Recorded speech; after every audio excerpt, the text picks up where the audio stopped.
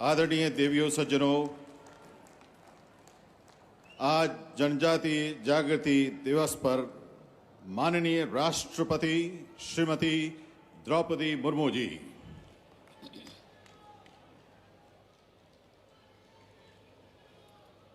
सेढल के ऐतिहासिक क्षेत्र में आयोजित इस जनजातीय समागम में उपस्थित मध्य प्रदेश के राज्यपाल श्री मंगूभाई पटेल जी, मुख्यमंत्री श्री शिवराज सिंह चौहान जी, केंद्र सरकार में जनजातीय कार्य मंत्री श्री अर्जुन मुंडा जी, केंद्रीय इस्पात और ग्रामीण विकास राज्य मंत्री श्री फग्गन सिंह कुलस्ते जी, मध्य प्रदेश सरकार में मंत्री कुंवर विजय शाह जी, सुश्री मीना सिंह जी, श्री बिसाहुलाल सिंह जी, श्री प्रेम सिंह पटेल जी और श्री रामखिलावन सिंह पटेल जी, मंच पे विराजमान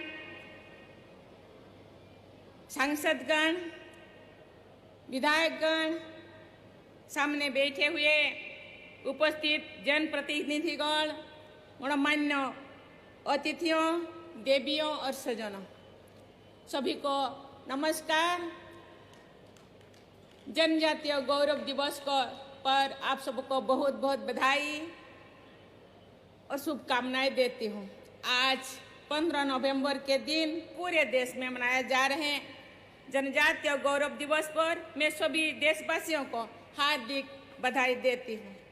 आज यहाँ आने से पहले धरती आबा भगवान बिरसा मुंडा के गांव उलीहातू में जाने और उनकी प्रतिमा को पुष्पांजलि अर्पित करने का सौभाग्य मुझे मिला।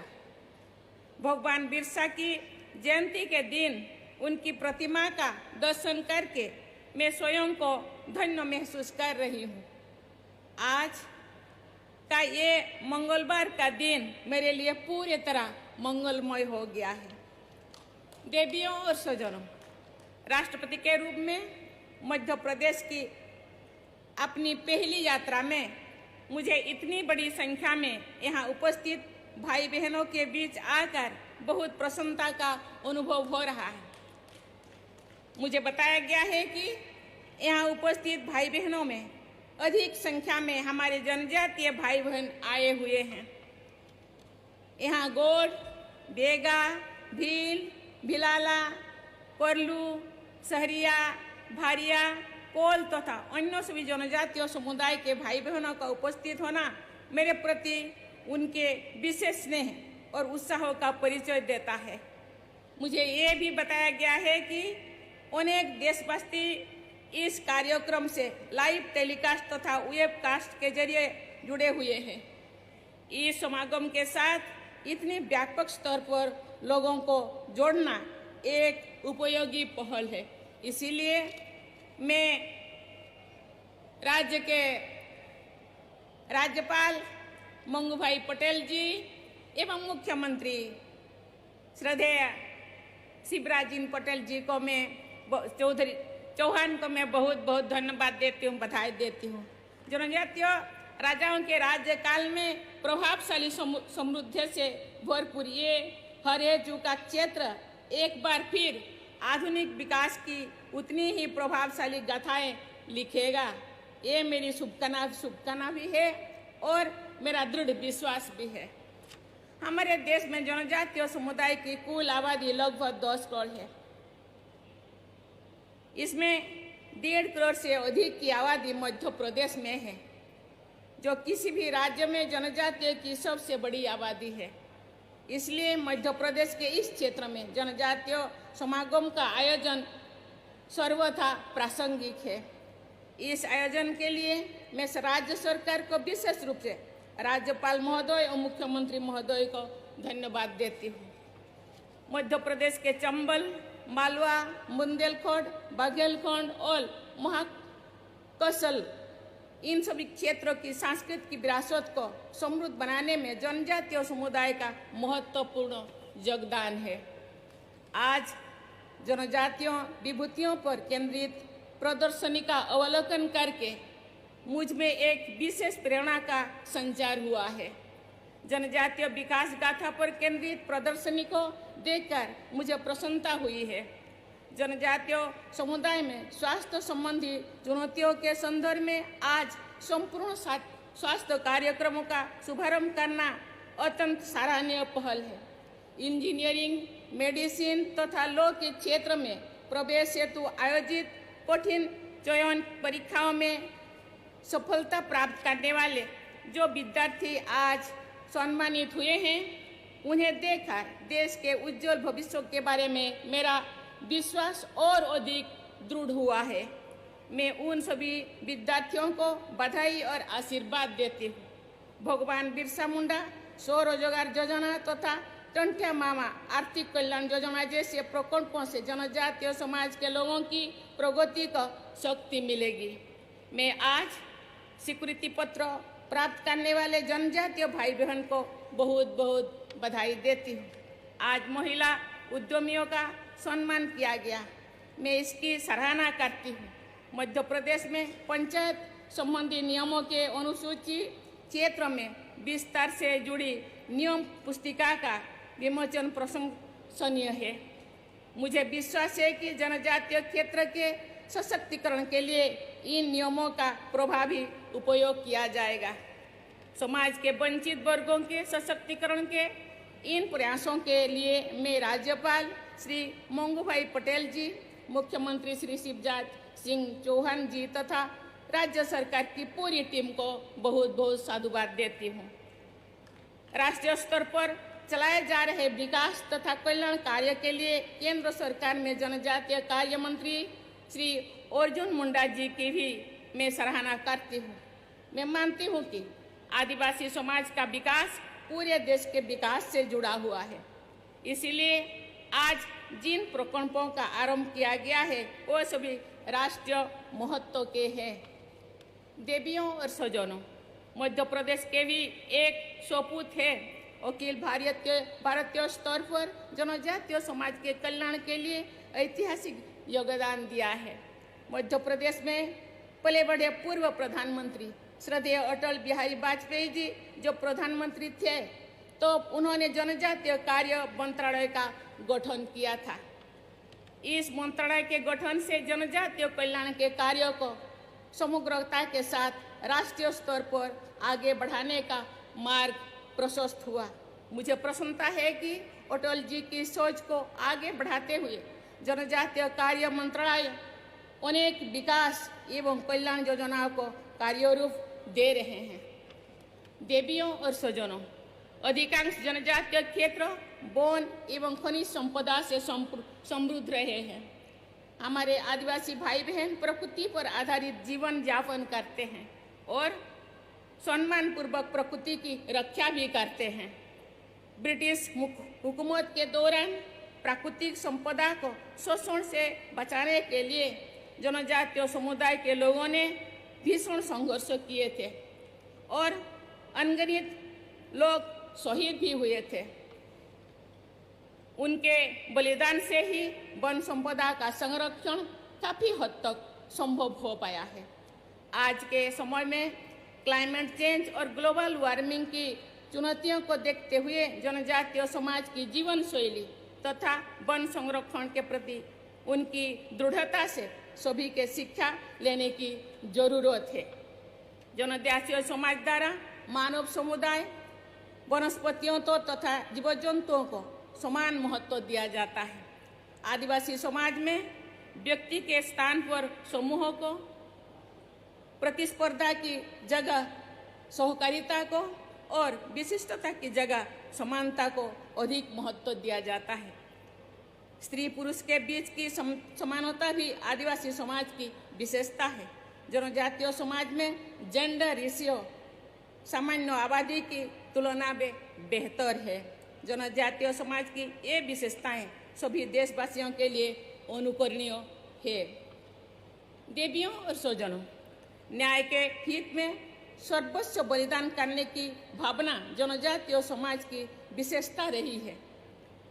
रानी दुर्गावती ने 16वीं सदी में अपने प्राणों की आहुति देते हुए आत्मगौरव की रक्षा की थी। उनके बलिदान के लगभग 300 वर्ष बाद उनके ही वंश के राजा शंकर शाह को अंग्रेजों का विरोध करने के कारण मृत्युदंड दिया गया था। मध्य प्रदेश प्रशासन द्वारा इन महान विभूतियों की स्मृति को बनाए रखने और भावी पीढ़ियों को उनकी गाथाओं से परिचित कराने के प्रयासों की मैं सराहना करती हूँ। हमारे स्वाधीनता संग्राम में भिन्न भिन्न विचारधाराओं और गतिविधियों की भूमिका रही है। उस संग्राम के इतिहास में जनजातीय समुदायों द्वारा किए गए विद्रोह की अनेक धाराएं भी शामिल है। झारखंड क्षेत्र के भगवान बिरसा मुंडा और सिद्धू कान्हू, मध्य प्रदेश के टंटिया भील तथा भीमा नायक, आंध्र प्रदेश के कोल्लूरी सीताराम राजू, मणिपुर की रानी गाड़ीड लियू तथा ओडिशा के शहीद लक्ष्मण नायक जैसे अनेक वीरों और वीरांगनाओं ने जनजातीय गौरव को बढ़ाया है तथा देश के गौरव को भी बढ़ाया है। मध्य प्रदेश के अनेक क्रांतिकारी योद्धाओं में किशोर सिंह, खाजा नायक, रानी फूल कुंवर, सीताराम कुंवर, महुआ कोल, शंकर शाह और रघुनाथ शाह जैसे अनेक विभूतियां शामिल है। छिंदवाड़ा के गांधी के नाम से सम्मानित श्री बादल भाई ने स्वाधीनता संग्राम के लिए अहिंसा का मार्ग चुना था। ऐसे सभी स्वाधीनता सेनानियों को मैं सादर नमन करती हूँ।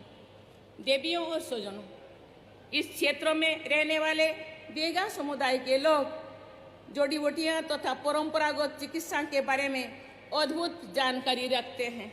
बेगा समुदाय के चिकित्सकों के द्वारा असाध्य रोगों का उपचार करने का विवरण प्राय सुनने में आता है। बेगा भाई बहनों का ये परंपरागत ज्ञान एक अनमोल विरासत है जो हम सभी के लिए बहुत उपयोगी भी है। इस ज्ञान को व्यक्तिगत रूप से लिपिबद्ध करना, इसका प्रचार प्रसार करना तथा विज्ञान सम्मत उपचार का जनहित में अधिक से अधिक उपयोग करना लाभदायक सिद्ध होगा। इसी वर्ष सितंबर में आयोजित 68वें राष्ट्रीय फिल्म पुरस्कार समारोह में मुझे मध्य प्रदेश पुरस्कार सरकार द्वारा बेगा समुदाय के जीवन और सांस्कृतिक परंपरा के विषय पर निर्मित फिल्म माडोल के बोल का पुरस्कार प्रदान करने का अवसर मिला था। ऐसे कलात्मक प्रयासों से लोगों में जनजातीय समाज के प्रति संवेदनशीलता बढ़ती है। एक खुशी की बात है कि पिछले कुछ वर्षों में केंद्र सरकार और राज्य सरकार ने जनजातीय समुदाय के विकास के लिए विशेष कदम उठाया है। समग्र राष्ट्रीय विकास और जनजातीय समुदाय का विकास एक दूसरे से जुड़े हुए हैं। इसलिए ऐसे अनेक प्रयास किए जा रहे हैं जिनसे जनजातीय समुदाय की अस्मिता बनी रहे, उनमें आत्मगौरव का भाव बढ़े और साथ ही ये आधुनिक विकास से लाभान्वित भी है। समर्थता के साथ जनजातीय विकास की यही मूल भावना सबके लिए लाभदायक है। पिछले कुछ वर्षों में जनजातीय समुदाय के प्रभावशाली लोगों द्वारा पर्यावरण संरक्षण, समाज सुधार, लोक कला, लोक संस्कृति, लोक साहित्य, खेल कूद तथा अन्य क्षेत्रों में प्रभावशाली योगदान के लिए उन्हें देश के सर्वोच्च नागरिक पुरस्कारों यानी पद्म पुरस्कारों में सम्मानित किया जा रहा है। इससे जनजातीय भाई बहनों के आत्मविश्वास, आत्मगौरव में वृद्धि हो रही है तथा सभी देशवासी उनके योगदान से परिचित और प्रभावित भी हो रहे हैं। देवियों और स्वजनों, शिक्षा और जागरूकता ही किसी भी समुदाय के विकास का सबसे प्रभावी माध्यम होते हैं। अच्छी स्कूली शिक्षा के आधार पर ही अच्छी उच्च शिक्षा संभव हो पाती है। मुझे ये देखकर प्रसन्नता होती है कि जनजातीय समुदाय के बच्चों के लिए स्थापित किए गए एकलव्य विद्यालय की संख्या में लगातार वृद्धि हो रही है तथा उन विद्यालयों में आधुनिक सुविधाएं भी प्रदान की जा रही है। मुझे पूरा विश्वास है कि ऐसे अच्छी विद्यालयों से शिक्षा प्राप्त करके निकलने वाले जनजातीय समुदाय के बच्चे देश के विकास में अपना महत्वपूर्ण योगदान देंगे। वर्ष 2047 जब हमारे देशवासी स्वाधीनता की शताब्दी मनाएंगे, तो आज के हमारे विद्यार्थी एक विकसित भारत के नागरिक के रूप में आत्मगौरव का अनुभव करेंगे। मैं एक बार फिर जनजातीय समागम में उपस्थित आप सभी भाइयों और बहनों को तथा सभी देशवासियों को जनजातीय गौरव दिवस की बहुत बहुत बधाई देती हूँ। धन्यवाद। जय हिंद, जय भारत, जय मध्य प्रदेश।